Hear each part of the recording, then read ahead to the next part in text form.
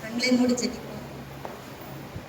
அன்பா இயேசப்பா, இந்த நேரத்திலும் கூட சிலுவை பற்றிய உபதேசத்தை நாங்கள் இயேசப்பா நீங்க சொன்ன வார்த்தைகளை தியானிக்கிறோம். ஆண்டவரே இயேசப்பா, இயேசப்பா நாங்கள் இதை இன்று மட்டும் அல்லாமல் எங்களுடைய ஜீவ காலம் முழுவதும் பயனுள்ளதாக இயேசப்பா உங்களுடைய வேதத்தை நாங்கள் அறிந்து ரட்சிப்புகளான வாழ்க்கை வாழ எங்களுக்கு கிருபையை தாங்க. ஆண்டவரே இயேசப்பா, என்னை உங்களுடைய கருத்திலே கொடுக்கிறேன். மீட்பர் இயேசு கிறிஸ்துவினால ஜெபிக்கிற நல்ல பிதாவே, ஆமென். நம்முடைய கர்த்தராகிய இயேசு கிறிஸ்து சிலுவையில் சொன்ன 7வது வார்த்தை லூக்கா எழுதின சுவிசேஷம் 23ஆம் அதிகாரம் 46ஆம் வசனம்.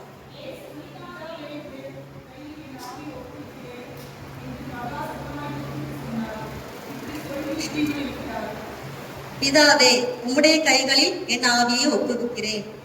ஏசப்பா முதலாவது ஆரம்பிக்கும் பொழுதும் பிதாவேன்னு சொல்லி பிதாவை நோக்கி பேசினாங்க. அதே மாதிரி 7வது வார்த்தையும் பிதாவே என்று முடிக்கிறாங்க. அவருடைய ஜீவனை விடும் தருவாயில இருக்கும் பொழுது இதை பிதாவிடம் சொன்னார். பிதாவிடம் சொன்ன வார்த்தை இது ஒரு ஒப்புவிக்கிற வார்த்தை. அதாவது எல்லாமே முடிந்தது என்று சொல்லி என்ன செஞ்சாங்க, ஏசப்பா முடித்தாங்க. அதே மாதிரி என்னுடைய ஜீவனை என்ன செய்யறேன், உங்களுடைய கையில நான் ஒப்புவிக்கிறேன்னு சொல்லி ஏசப்பா என்ன செஞ்சாங்க, ஒரு ஒப்புதலின் வார்த்தையை சொன்னாங்க. நம்ம எப்படி ஒப்புவிக்கிறோம்? நம்ம என்ன செய்வோம், கடைசி தருணத்துல முடியாத பட்சத்துல என்ன செய்வோம், ஒரு கைவிடப்பட்ட நிலைமையில என்ன செய்வோம், ஏசப்பா என்ன ஒப்புவிக்கிறேன், என்ன பார்த்துக்கோங்க அப்படின்னு சொல்லி என்ன செய்வோம், ஏசப்பாட்ட நம்ம என்ன செய்வோம், ஒப்புதலை கொடுக்கிறோம். ஆனா ஏசப்பா அப்படி செய்யல, அப்படிதானே? ஏசப்பாவை ஏற்கனவே தெரியும் இதெல்லாம் நடக்கும் நமக்கு அப்படி சொல்லிட்டு என்ன செய்யும், ஏசப்பாக்கு பிறப்பு முதல் இறப்பு வரைக்கும் இப்படிதான் இருந்தது, உயிர்த்தெழுதல் இப்படிதான் இருந்ததுன்னு சொல்லி ஏசப்பாக்கு எல்லாமே தெரியும். தெரிஞ்சு தன்னை என்ன செஞ்சாங்க, முழுவதுமாக ஒப்பு கொடுத்தார். நம்ம என்ன செய்வோம், ஒரு வேலையை ஈடுபடும் போது அறகுறையா செஞ்சா அந்த வேலை என்ன செய்யாது, முழுமை பெறாது. அது முழுசா என்ன செய்யாது, முடியவும் செய்யாது. அதே மாதிரிதான் ஏசப்பா என்ன செஞ்சாங்கன்னா, முதல்ல இருந்து என்ன செஞ்சாங்க, சுவிசேஷத்தை ஆரம்பிக்க காலத்துல இருந்து முடியும் வரைக்கும் என்ன செஞ்சாங்க, ஏசப்பா முழுவதுமாக தன்னை ஒப்பு கொடுத்திருந்தார். எப்படி எல்லாம் ஏசப்பா ஒப்பு கொடுத்தாரு பார்ப்போம். அடுத்ததாக மகா சத்தமாய் கூப்பிட்டு ஜீவனை விட்டார். மகா சத்தமாய் கூப்பிட்டு அப்படி சொல்லி போட்டிருக்கு வசனத்துல. ஏன் மகா சத்தமா கூப்பிட்டார்? அங்க இருக்கவங்களுக்கு எல்லாம் கேட்கணும்னு நினைச்சாங்களா ஏசப்பா? சாகர தருவாயில இருக்காங்க, அவருடைய தேகத்துல என்ன இருக்காது, மாம்ச தேகத்துல ஒரு பலனும் இல்ல, சிலுவையில தொங்கிட்டு இருக்காங்க. எல்லாம் கஷ்டப்பட்டு என்ன செஞ்சு, அடிக்கப்பட்டு நொறுக்கப்பட்டு சிலுவையின் பாடுகளில என்ன செஞ்சிருக்காங்க. இப்போ லாஸ்ட் மினிட் இருக்கு, மினிட்டோட சொல்ல முடியாத செகண்ட்ஸ் சொல்லலாம். அந்த செகண்ட்ஸ்ல ஏசப்பா என்ன சொல்றாங்க, மகா சத்தமாய் கூப்பிடுகிறார். ஏன்னா அது பிதாவுக்கு கேட்காதா? இல்ல, பிதாவுக்கு கேட்கும், அப்படிதானே? ஆனா ஏன் எப்படி சொல்றாங்கன்னா, இது ஒரு வெற்றியின் சத்தமாக நான் என்ன செய்ய போறேன், இப்பொழுது என்னுடைய ஆவியை பிதாவினுடைய கையில என்ன செய்ய போறேன், கொடுக்க போறேன் அப்படி சொல்லிட்டு ஒரு காரியத்தின் முடிவு எப்படி இருக்கும், நமக்கு ஒரு சந்தோஷமான நிகழ்வா இருக்கும் பொழுதுதான் நமக்கு நிச்சயம் சத்தம் வேகமா வரும். பாஸ் ஆயிட்டோம்னா என்ன சொல்லுவோம், சத்தமா பாஸ் ஆயிட்டோம்னு சொல்லுவோம் மாட்டேன். இதை ஃபெயில் ஆயிட்டோம்னா நைஸா என்ன செய்யும், அம்மாவை அப்பாவை ஐஸ் வச்சு இந்த ரேங்க் கார்டுல சைன் பண்ணுங்கன்னு சொல்லுவோம். அதே மாதிரிதான் ஏசப்பா இந்த காரியத்தை என்ன செய்யறாங்க, நான் வெற்றிகரமா முடிச்சுட்டேன், நான் இந்த பூமிக்கு வந்த நோக்கம் என்ன, அது என்ன செஞ்சிருச்சு, நல்லபடியாக நிறைவேறிச்சு என்ற நோக்கத்தோடு என்ன செய்யறாங்க, வெற்றியின் சத்தமாக என்ன செய்யறாங்க, மகா சத்தம் விட்டு சொல்கிறார். அடுத்ததாக நம்ம இதுல ஏசப்பா எப்படிலாம் நமக்காக ஒப்பு கொடுத்தார் என்று பார்ப்போம். ஏசாயா 53ஆம் அதிகாரம் 10ஆம் வசனம்.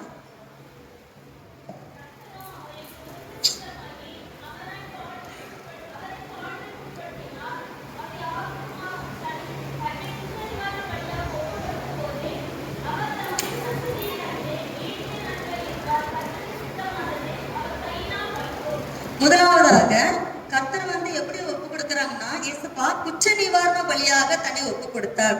அதாவது குற்ற நிவாரண பலினா பழைய ஏற்பாட்டின் காலத்துல புறாக்கள், ஆடு, மாடு இப்படி என்ன செய்வாங்க, விலங்குகளையோ இல்லைன்னா பறவைகளையோ தான் என்ன செய்வாங்க, பலியிடுவாங்க. குற்ற நிவாரணம்னா என்னது, ஒரு மனுஷன் என்ன செஞ்சுட்டானா, பாவம் செய்யறோம் அப்படின்னா அதுக்கு பதிலாக நம்ம பலியிட்டானா என்ன செஞ்சிடும், அவனுடைய பாவங்கள் நிவர்த்தி செய்யப்பட்டுரும் சொல்லி என்ன செஞ்சது, அந்த காலத்துல நம்பப்பட்டது. அப்போ இது நம்முடைய பாவங்களுக்காக என்ன செஞ்சாங்கன்னா, இது இயேசு கிறிஸ்துவானவர் தம்மை தாமே பலியாக ஒப்பு கொடுத்தார். அதாவது நமக்கு முழுமையாக ஒப்பு கொடுக்கறதுங்கிறது ஒரு ஃபர்ஸ்ட்னா, ரெண்டாவது விஷயம் என்னன்னா, ஒரு குற்ற நிவாரண பலியாக தம்மை தாமே ஒப்பு கொடுத்தல். இப்ப நான் உங்களை யாரையாவது ஒருத்தங்க நீ உயிரை விடுன்னு சொன்னா நீங்க விடுவீங்களா? யாராவது யாருக்காவது, அது நம்ம குடும்பத்துல இருக்கவங்களுக்காக நம்ம சொன்னாலே என்ன செய்ய மாட்டோம், என்னால உயிரோட முடியாது அப்படி சொல்லுவோம் தானே. ஆனா இயேசு கிறிஸ்துவானவர் நம்முடைய பாவங்களுக்காக என்ன செஞ்சாங்கன்னா அவரை ஜீவ பலியாக நமக்கு என்ன செஞ்சாங்க, சிலுவையில ஒப்பு கொடுத்தார். அடுத்ததாக ஏசாயா 53:5 வாசிங்க.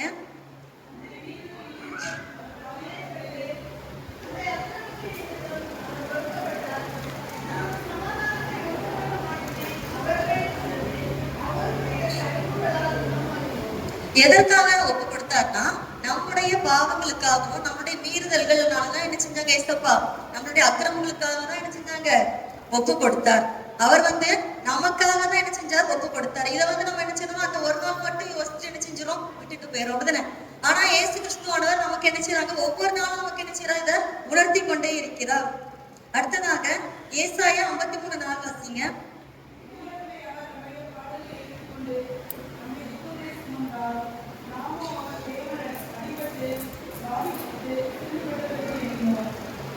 நாம என்ன செய்யறோம்னா சில நேரத்துல என்ன செய்யறோம், இவர் என்ன செய்ய முடியாம தான் என்ன செஞ்சுட்டு இருக்காரு, அடிக்கப்பட்டிருக்காரு சில பேர் நினைப்பாங்க, அப்படிதானே. ஆனா இது அப்படி இல்லை. இயலாமையிலேயோ முடியாமையிலேயோ ஏசப்பா என்ன செய்யல, அடிக்கப்படல. நம்முடைய பாவங்களே அவர் மெய்யாகவே ஏற்றுக்கொண்டார். ஏற்றுக்கொண்டதான் என்ன செய்யறாரு, இதனாலதான் நமக்கு வரும் விடிவு வரும் அப்படின்னு சொல்லிட்டு ஏசப்பாவிட்ட இருந்தா நமக்கு என்ன செய்ய முடியும், பாவத்துக்கு உள்ள மன்னிப்பு கிடைக்கும் என்று என்ன செஞ்சாரு, ஏசப்பா ஏற்றுக்கொண்டார்.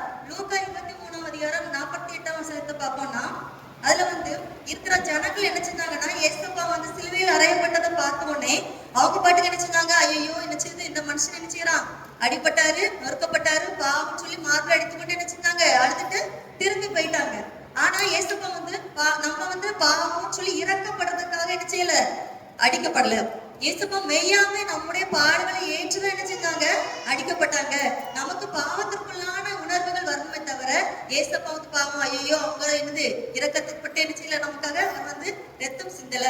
அடுத்த லூக்கா 23:47 வாசிங்க.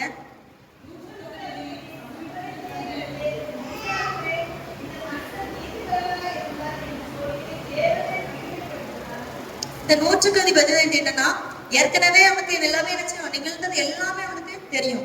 ஏன்னா ஏற்கனவே என்னது காலையில இருந்து எத்தனை மணில இருந்து ஆரம்பிச்சதோ அதுல இருந்து நூற்றுக்கு அதிபதி என்ன செஞ்சுட்டு இருப்பான், பார்த்து கொண்டேதான் இருந்திருப்பான். எல்லா விஷயங்களும் அவன் அறிந்திருப்பான். ஆனா அதுக்கு முன்னாடி அது என்ன நடந்ததுன்னா ஏறக்குறைய 6ஆம் மணி நேரத்துல இருந்து 9ஆம் மணி நேரத்துல வரைக்கும் சூரியன் இருளடைந்தது அப்படின்னு சொல்லி போட்டிருக்கு. அடுத்தது தேவாலயத்தின் திரைச்சீலைகள் கிழிந்தது. இதெல்லாம் பார்க்கும் பொழுது இருட்டா இருக்கும் போது திடீரென்று ஒரு நிகழ்வு வரும் பொழுது நம்ம என்ன செய்யணும், அது அதிசயமா அப்படி பார்ப்போம். இப்ப ஒரு சூரியன் இருள் அடைந்ததுங்கிறது ஈஸியான காரியம் இல்லை, அப்படிதானே. அப்போ அதே மாதிரி அதை பார்த்துட்டு இருக்கும்போது அப்ப இவர் மெய்யாமை இதுல வர ஏசப்பா சொன்னாங்க, சத்தமாய் கூப்பிட்டுதான் என்ன செய்யறாங்க, பிதாவிடத்தில் பேசிக்கொண்டு உயிரை விட்டார், அப்படிதானே. அப்போ அதெல்லாம் என்ன செஞ்சுட்டு இருக்கோம், பார்த்துட்டு இருக்கும்போது அப்போ இவர் மெய்யாகவே ஒரு நீதிபரன் தான் அப்படி சொல்லி நம்மை சாட்சியாக இப்ப ஏசப்பா ஒப்பு கொடுத்தார். இப்பொழுது என்னது, தேவன் சாட்சியாக நிற்கிறார். 1 தீமோத்தேயு 2ஆம் அதிகாரம் 6ஆம் வசனம். 1 தீமோத்தேயு 2:6.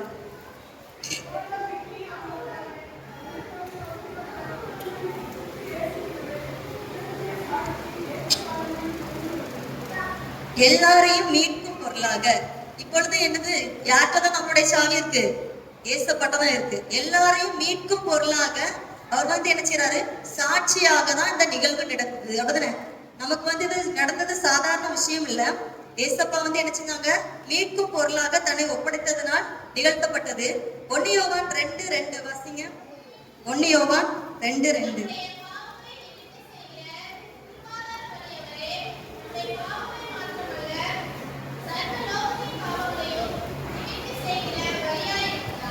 நம்முடைய பாவங்களை நிவர்த்தி செய்கிற கிருபாதார பலி அவரே. இப்ப நம்முடைய பாவங்களை மட்டும் இல்ல, எல்லா உலகத்துல இருக்கிற இப்ப ஒருத்தங்க நினைப்பாங்க இங்க மட்டும் தானே அப்படின்னு சொல்லிட்டு. இல்ல, கிறிஸ்தவத்துல மட்டும் இல்ல, எங்க நம்ம போனாலும் தாண்டி போனாலும் இந்த உலகத்துல நம்ம எந்த மூலைக்கு போனாலும் நமக்கு ரட்சிப்புங்கிறது யார்தான் இருக்கு, நம்முடைய இயேசு கிறிஸ்துட்ட மட்டும்தான் இருக்கு. அடுத்ததாக 1 தீமோத்தேயு 1:18.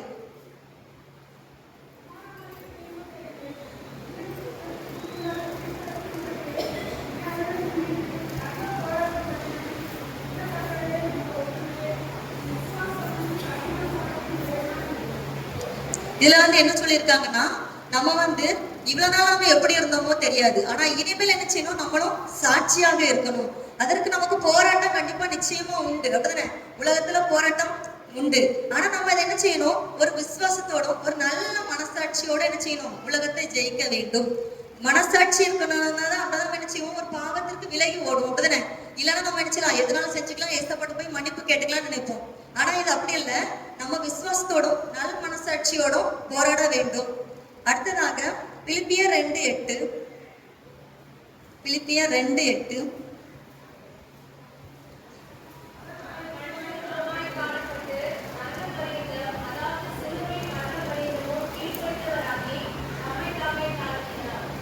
அதாவது சிலுவையின் மரண பரியந்தமும், ஃபர்ஸ்ட் மரண பரியந்தம் போட்டிருக்கு, அதாவது சிலுவையின் மரண பரியந்தம். மரண பரியந்தம்னா சாதாரண விஷயமா பெயரோட மரணம் நமக்கு வரும், இயற்கையா வரலாம். ஆனா இது அப்படி இல்லை. சிலுவையின் மரண பரியந்தமும், ஏசப்பாக்கு சிலுவைங்கிற ஒரு சுமையாக கொடுக்கப்பட்டது, அப்படிதானே? அதை என்ன செஞ்சாங்க, ஏசப்பா தாழ்மையாக தன்னை தாழ்த்தி என்ன செஞ்சாரு, ஒப்பு கொடுத்தார். இப்போ மூன்றாவது நம்ம என்ன பார்க்கிறோம்னா தாழ்மையாக ஒப்பு கொடுத்தல். யாக்கோபு 4:10 வாசிங்க.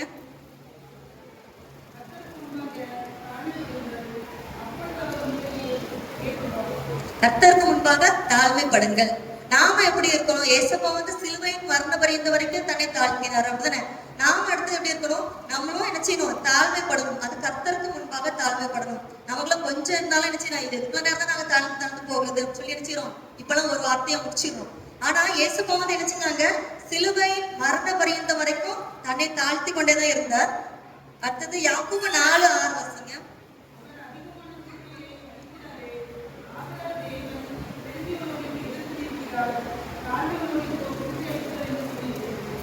பெருமை உள்ளவர்களுக்கு தேவன் எதிர்த்து நிற்கிறார், தாழ்மை உள்ளவர்களுக்கு தான் கிருபை அளிக்கிறார், அப்படிதானே? இது எல்லாருக்கும் தெரிஞ்ச வசனம் தான். கிருபை என்னது நமக்கு கிடைக்கிறது, எப்படி கிடைக்குதுன்னா தாழ்மைப்படும் பொழுதுதான் கிடைக்குது. அடுத்ததாக ஏசாயா 53:10.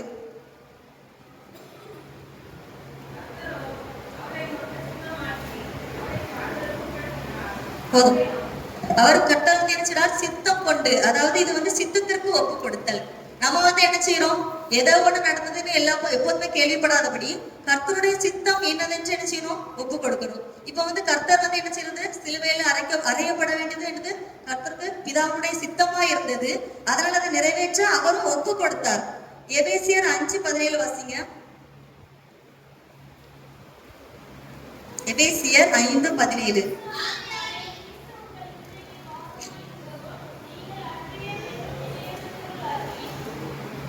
5:17.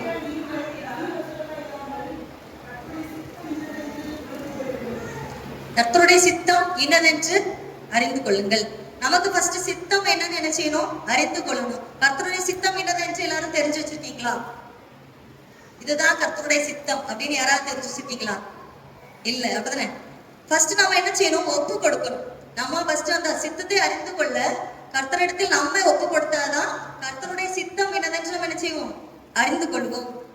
அடுத்ததாக 2 தெசலோனிக்கேயர் 1:12.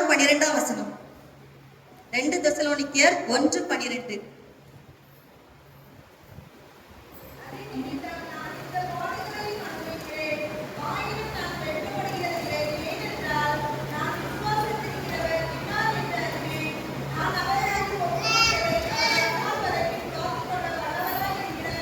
ரெண்டு தெசலோனிக்கேயர் 1:12.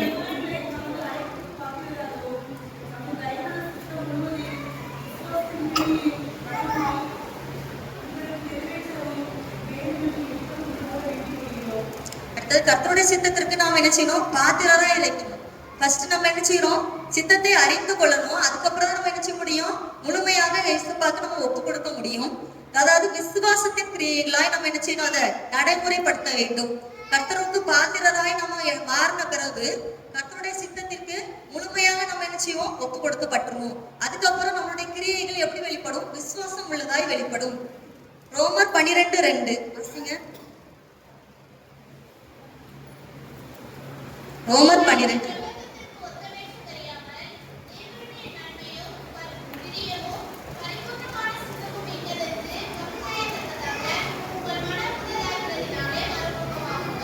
நம்ம எப்போதுமே நம்ம சொல்றது எல்லாரும் என்ன செய்வோம், கூட்டத்தோட என்ன செஞ்சிரு ஓடிடுன்னு சொல்லுவோம், அப்படிதானே? அதே மாதிரி இல்லாதபடி இந்த பிரபஞ்சத்திற்கு ஒத்த வேஷம் தெரியாமல் நம்ம என்ன செய்யணும், கிறிஸ்துவுக்காக என்ன செய்யணும், நம்ம மறுரூபமாக்கணும். அப்பொழுது என்ன செய்வோம், நம்ம கர்த்தருடைய சித்தத்திற்கு முழுவதுமாக நம்மை ஒப்பு கொடுப்போம். இதுல 4 நம்ம பார்த்திருக்கிறோம். ஃபர்ஸ்ட் குற்ற நிவாரண பலியாக ஒப்பு கொடுத்தல், அடுத்ததாக தம்மை சாட்சியாக ஒப்பு கொடுத்தல், அடுத்த தாழ்மையாய் ஒப்பு கொடுத்தார், அடுத்த சித்தத்தின்படி ஒப்பு கொடுத்தார். நாமளும் நம்முடைய வாழ்க்கையை முழுமையாக கர்த்தரிடத்தில் ஒப்பு கொடுத்தோமானால் நம்மளும் என்ன செய்யலாம், நீதியின் வழியிலே, ரட்சிப்பின் வழியிலே பரலோக ராஜ்யத்தை அடையலாம். கண்களை மூடி ஜெபிப்போம். அன்பு ஏசப்பா, நீர் சிலுவையில் சொன்ன 7 வார்த்தைகளை இந்த நாட்களில் தியானித்த ஏசப்பா, நாங்கள் இன்று மாத்திரமல்ல ஏசப்பா, இனிமேலும் வரும் நாட்களில ஏசப்பா எங்கள் ஜீவிய காலம் முழுவதும் இதை எங்கள் மனதிலே வைத்து நாங்கள் பாரத்தோடு ஜெபிக்கிறவர்களாக, விசுவாசத்தோடு நடக்கிறவர்களாக இருக்க கிருபையில கொடுங்க ஏசப்பா. நாங்கள் எங்களை உடைய கருத்துல கொடுக்கிறோம் ஏசப்பா. மீதி 10 நாட்களை எல்லாவற்றையும் உடைய கருத்துல கொடுக்கிறோம். மீட்பர் இயேசு கிறிஸ்துவின் மூலம் ஜெபிக்கிறோம் நல்ல பிதாவே, ஆமென்.